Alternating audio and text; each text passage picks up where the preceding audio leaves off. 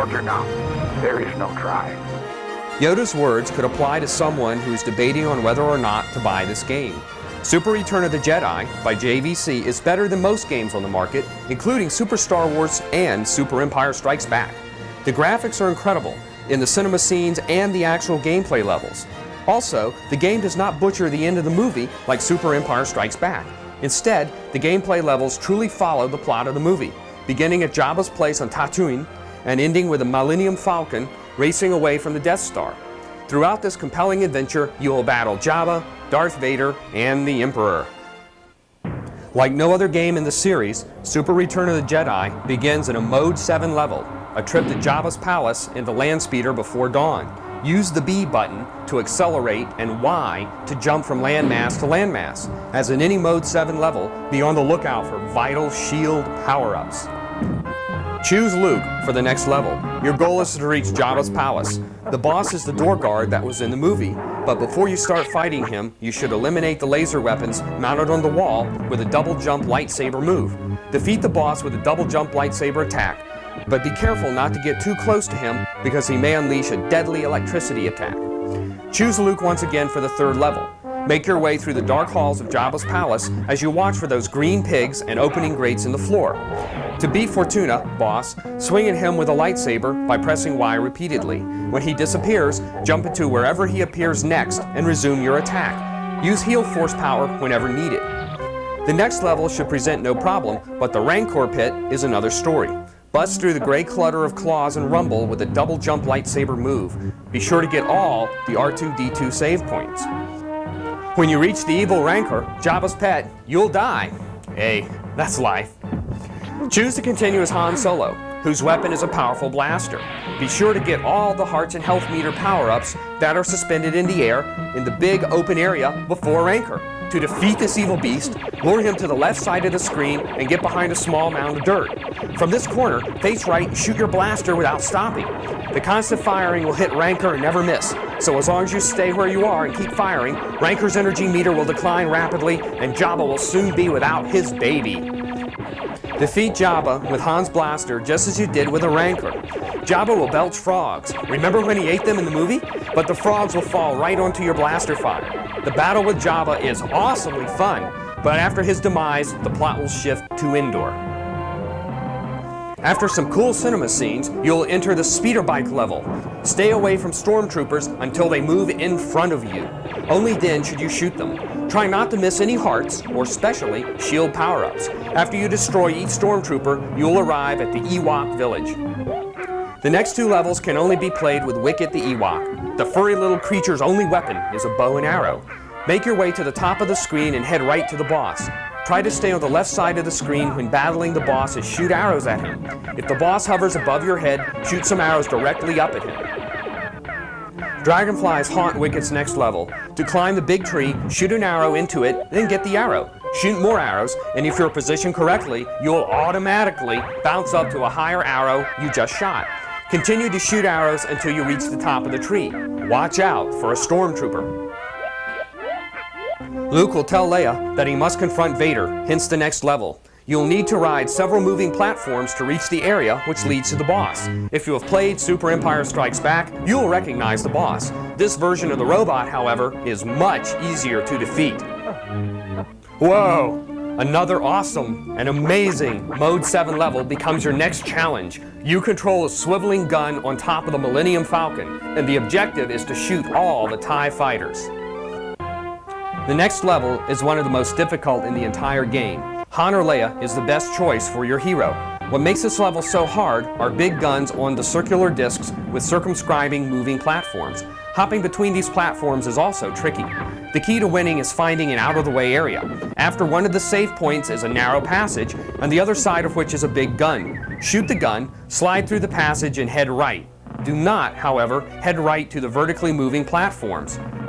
Instead, double jump up to a high area that is immediately after the big gun. Make your way to the right until you see a lot of blocks.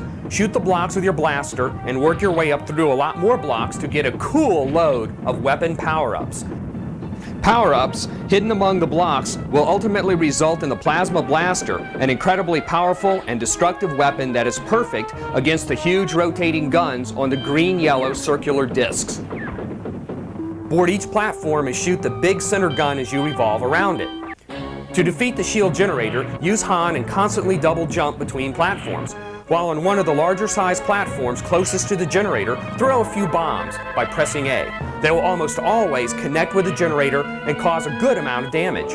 Double jump to the platform that appears directly above you before the platform you are on falls off the screen. If you run out of bombs, jump and shoot diagonally down at the generator.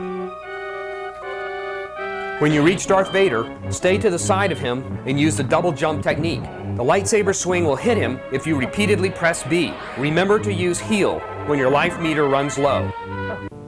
The Emperor is very unforgiving, but so are you. Once again, use the double jump lightsaber attack method and attack relentlessly. The electric bolts of energy will make holes in the floor, so be careful where you jump. Use the heal power wisely until your force powers run low. To refill the force power meter, allow your lightsaber to hit one of the rectangular tank-like objects that are positioned at intervals along the floor. Inside most of these containers are force power-ups. Get only a few of these hidden power-ups at a time, because you will need the rest after you make a second round of attack on the Emperor. After the Emperor falls down the shaft to his death, you will remove Darth Vader's mask and see your true father, Anakin Skywalker. One more level to go. The game ends as it began, with a Mode 7 level.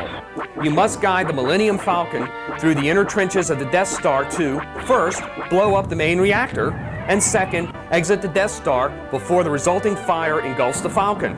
All you really need to know is that one of the trenches is shaped like this. Since this trench appears at a different angle than that is shown, you may fail to see how the Falcon can fly through it.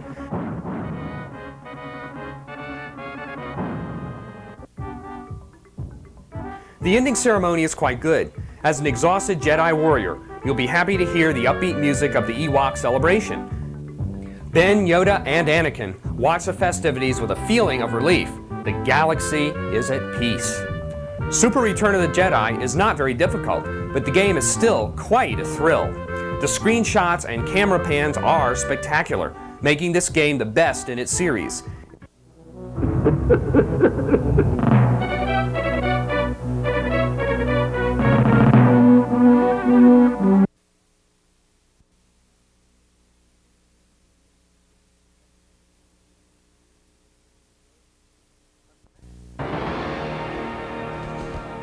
Imagine yourself playing a video game with Dolby Surround Sound. With Jurassic Park, you don't have to. You play Dr. Grant as you scurry around the grounds, trying not to get eaten by the raptors or T-Rex. When you're inside a building, you must still avoid dinosaurs in an atmosphere similar to Wolfenstein 3D. The graphics in this area have very smooth scrolling, and the music is quiet and spooky as you search each room, unaware of vicious raptors that may be right behind you. You start the game at the entrance to Jurassic Park. A voice from the gate's computer system welcomes you. Welcome to Jurassic Park. The first thing you should do is head right, then down past the raptors. Jump left over the electrified grate, then down to the Nublar utility shed. Once inside the shed, enter the first door you see on your left. Shoot the dinosaur that guards this room, and then go to the door on the other side of the room. The next room beyond this door houses the generator. Avoid the spitters and go turn on the generator by simply walking close to it. When the lights turn on, evacuate the utility shed and return to the Jurassic Park entrance where you began the game. Using the electric cattle prod weapon, shoot at the gears next to the electric fence to make it slide open. Once the fence is open wide enough, make a run for it and cross to the other side of the fence as it slams shut behind you. Head left and touch the thing that looks like a spotlight. This object is really a motion sensor, which saves your place. Head left along the trees until you reach a forest and then follow these directions. Head left, up, left, down, right, down to another motion sensor.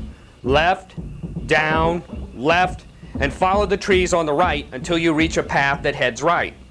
After you pass the raptor that surprises you with a twist at the path, Head in the general direction of north until you find an egg. Pick it up by pressing X, then head down a long path. When the Triceratops charges in your direction, take cover among the trees on the right. Let the dinosaur pass, and then take a path that leads left directly to the beach utility shed.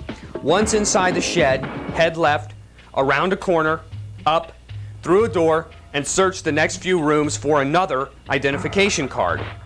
Since the generator is on, and you now have the necessary ID cards, you can now manage to reboot the main computer system from inside the Visitor Center. From the second floor elevator in the Visitor Center, go straight ahead and through the door into the incubator room. Enter the door furthest from you on your right. Enter a long hall, and then enter the door at the end of the hall to reach the main computer. Press the boot icon to access the computer's options screen, and then press the icon for motion sensors.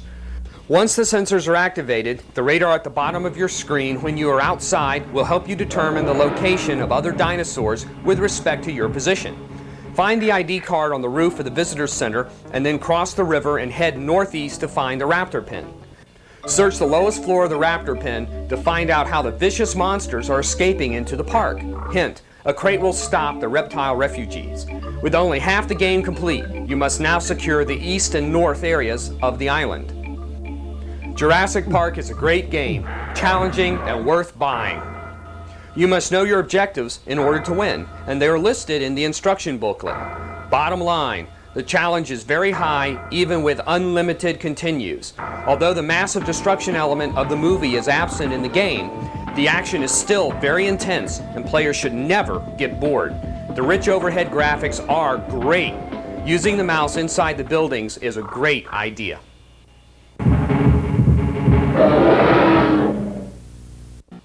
In the Addams family, Pugsley's scavenger hunt, Pugsley has the run of the house as he searches for items that Wednesday has hidden.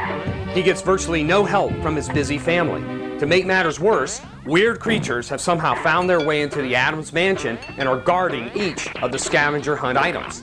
The graphics are top-notch, particularly when you're in the bathtub world.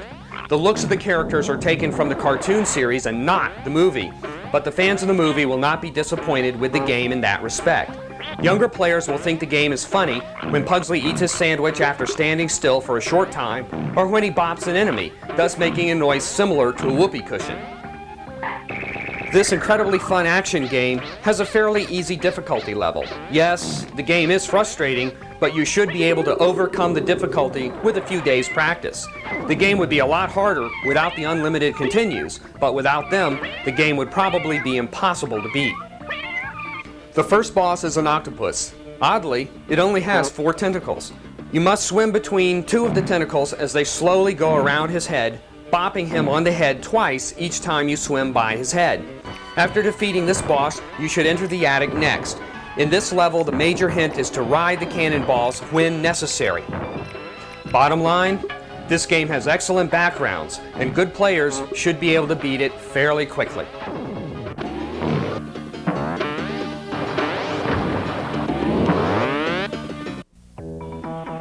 In the Addams family, Gomez's family members have been kidnapped and are being held captive deep within the family mansion. He must rescue each relative one by one, saving Morticia for last.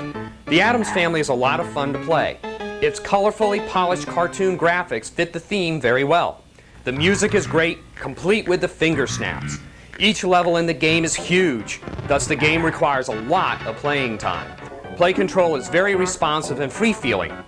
Sometimes too free-feeling. Password BLKX8 will allow you to start the game with everyone saved except Morticia, and you'll have 72 men with which to beat the game. Head straight for the music room where Lurch will open the door to Morticia. The boss is a big judge. Stay between the hammers, and when they pass, jump up and bop him. The Addams family has got a cool ending. If you use the password, you'll get there in no time flat.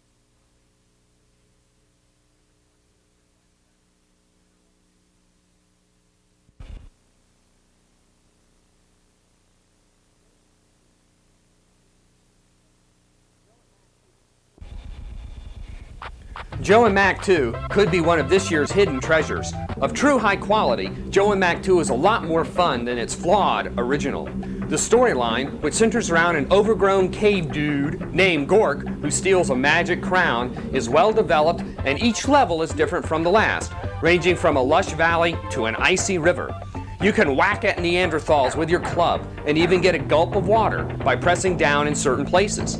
Tons of different obstacles and dinosaurs to ride help keep things interesting. The game's only faults are a fairly easy challenge level until you reach the final Gork, as well as annoyingly long and complex passwords. Bosses are actually fun to fight and can often be defeated with a hit-and-run attack style. Overall, Joe and Mac 2 is a fun but quick play. Shadowrun is an RPG that carries a different kind of legacy in which mystery, intrigue, and suspense join together to form a game of truly epic proportions. Probably one of the best futuristic games ever, Shadowrun is a very fun and challenging game. The process you undertake in order to enter Drake's building is quite interesting and complex. Some versions of the game are not nearly as good, but this one will keep you going for a long time. Shadowrun has also been hailed as the best role-playing game of 1993. Play the game and see if you agree. No other game has as cool a beginning as Shadowrun. Watching and riding the subways is a lot of fun. The game is very challenging, making it a very reliable title. If you play video games at all, you must get Shadowrun.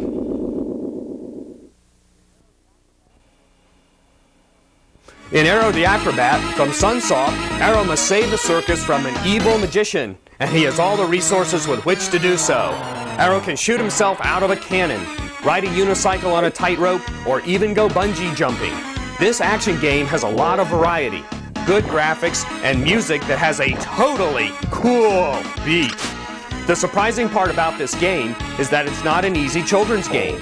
Each level is huge, so you can get lost on your way to find the exit, which is often hard to find. AERO the Acrobat is actually quite difficult unless you know the code, and that's hard to activate. Bubsy and AERO are the year's best new characters. What makes AERO so special is that he has all sorts of fun and entertaining activities. If you've ever wanted to go bungee jumping in real life but never did, you can simulate the activity in this video game. AERO is Sunsoft's new mascot, thus you can expect some AERO sequels in the future. In Bart's Nightmare from Acclaim, everything about this game is top-notch, except maybe the play control, which could use a little adjustment. The game is virtually impossible to beat, making it overwhelmingly frustrating for younger players. Even older players will probably not win the game. Like all Bart games, the key to success is practice. Good luck. This game is hard. If you've always wanted a Bart game but could not decide which one, look no further than Bart's Nightmare.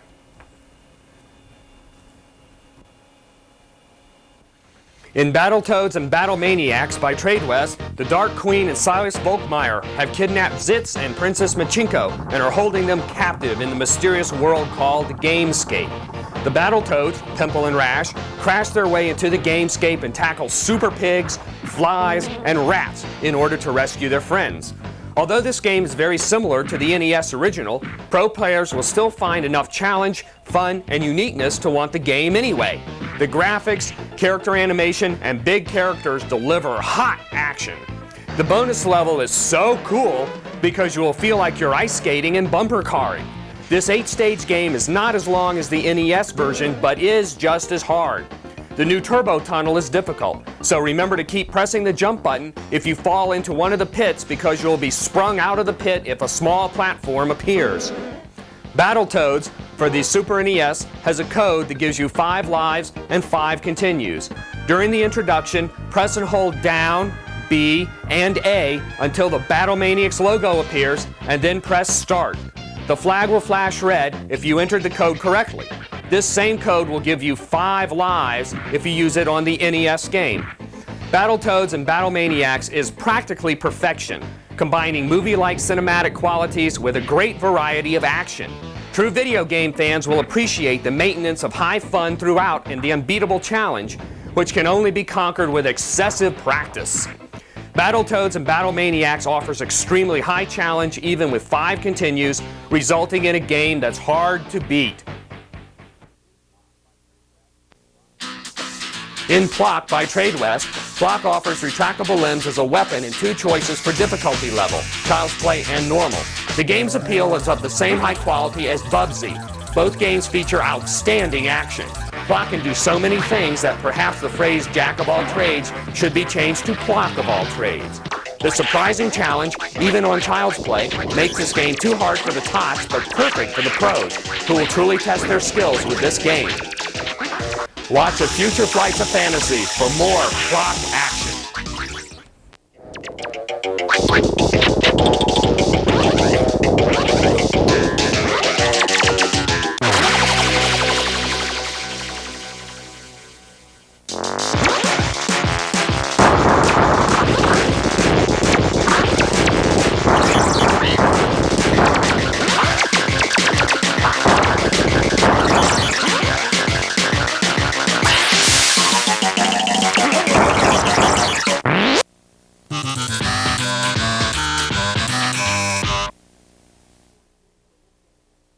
Nintendo always scores big with its games, and Star Fox is no exception. You play Fox McCloud as you control his R-Wing spaceship to the planet of Venom in order to reach the lair of the mysterious and quite spooky Andross. Andross will be by far the most awesome villain you'll ever encounter in any video game. He will remind you of Stephen King's The Lawnmower Man. Star Fox has quality written all over it. The graphics must be seen in person in order to be appreciated. They are truly mesmerizing. The play control is so good that you'll actually notice how good it is. The game is ridiculously hard, but that's good, even though a few secrets of the game can make things a whole lot easier. The best secret to Star Fox is the black hole warp. When you get to the asteroid belt stage in the first level, you will eventually see an asteroid bar made of 4 gray asteroids with a gold one in the middle. Wait until the gold asteroid is very close, then shoot it. You will actually end up destroying the whole bar. Do the same to the next 2 bars and a laughing asteroid will appear. That's right, a laughing asteroid will appear. Shoot the asteroid to reveal the black hole, then enter it. After a long flight, you can warp to Venom by exiting through the 3rd ring. To beat Andross, shoot his eyes first, and when they turn yellow, you should concentrate on avoiding the flying flat pieces. When the eyes are blue again, shoot them as you glide left and right. Once the eyes are finally destroyed, the face will break and an Andross cube will appear. Shoot that sucker as much as you can, because the face will soon reappear, at which time you should concentrate on destroying the face again in the same manner as you did before. Once you destroy the cube, Andross will be defeated. Star Fox is not a typical space shoot-'em-up or flight game. In fact, players who do not like these types of games should still enjoy Star Fox. The only thing that could have made the game better would be a more grasping plot that would tie into every stage. Overall, Star Fox is really cool. In Tasmania by Sunsoft, basically all Taz needs to do is grab kiwis and avoid vehicles on the road. To make quick work of this game, first access the options screen by pressing select on the title screen. Press AY, AY, XY, BARL. The screen will shake and you will be able to select any level of the game. This feature will be much appreciated by players who will find that Tasmania is boring at times. Bottom line, Tasmania is easy to beat with stage select.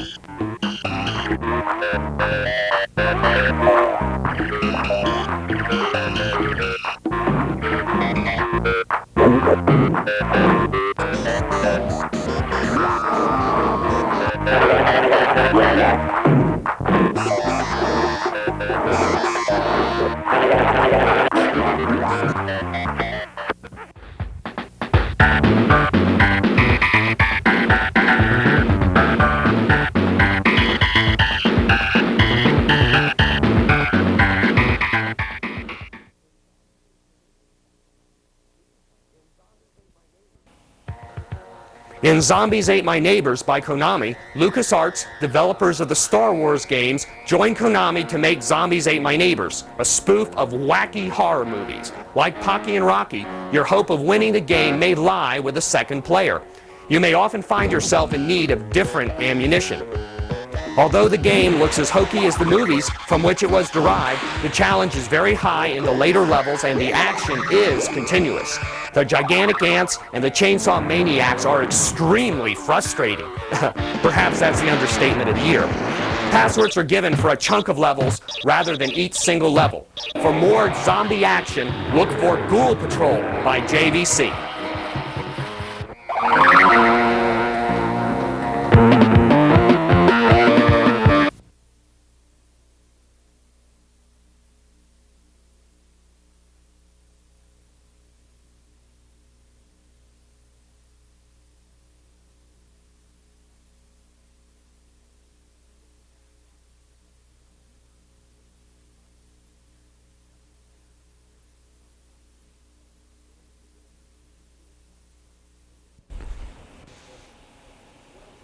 Once again, with Blackthorne, Interplay has created an absolutely incredible game. Heck, it's near perfect. The opening sequence features great music and awesome scenes in the night, including a shot of a castle and of a desert road, which, as you will see, is traveled by a single car. By the side of the road is Kyle Blackthorne, a prince that is transported here by his noble father to escape the chaos in Toul. The plot is revealed little by little as you play the game. You begin in a dark underground area where workers are held captive. Some are chained to the earth walls and some are drilling for their masters. What's going on? The animation of Kyle is superb. The quality and smoothness of motion can be seen as he walks, jumps, or fires his gun. Often you'll need to hoist yourself up to higher levels, but that is only possible when your gun is not drawn. Draw or put away your gun by pressing A and jump by pressing up while directly under the ledge. Shoot the gun by pressing B and shoot behind you by pressing Y. Bombs are found after defeating mutants and are thrown by pressing X. Blackthorne is really cool. We guarantee you it will be one of the best games of the year.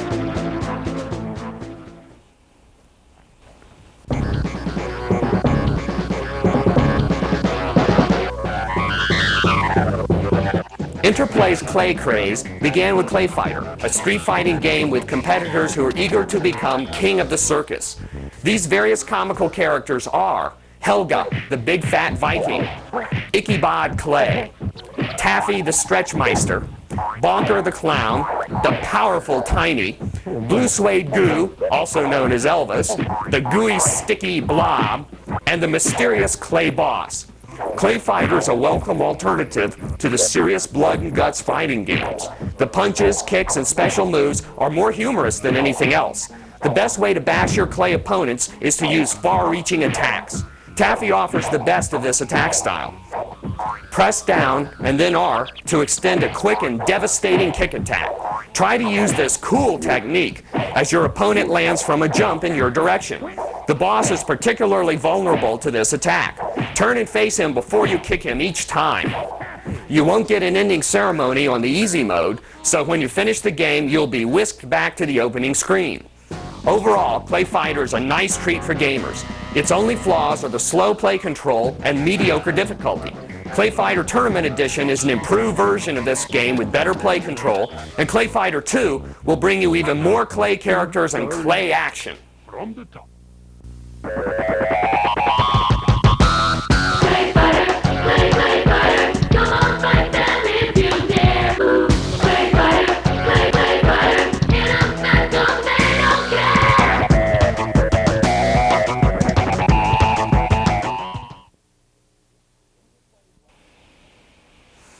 Interplay's Rock and Roll Racing is one rockin' racing game. The racetracks get more interesting as you progress, and the race cars you buy can actually be painted different colors. Your goal is to complete all the tracks on one planet while earning a score to advance to the next level. Once you complete one of the two tasks, however, the records for the other task is reset. This irritating feature makes the game take longer than it should, and you'll probably get bored of one planet after a while.